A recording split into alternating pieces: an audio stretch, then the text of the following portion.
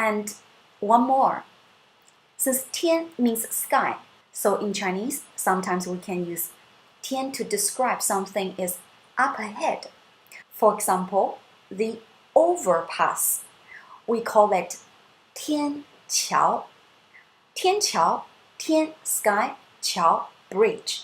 So 天桥, sky bridge, skywalk, overpass.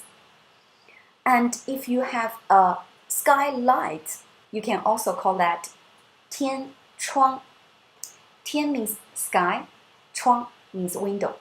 So 天窗, skylight. Right? So 天桥, 天桥, 天桥, overpass.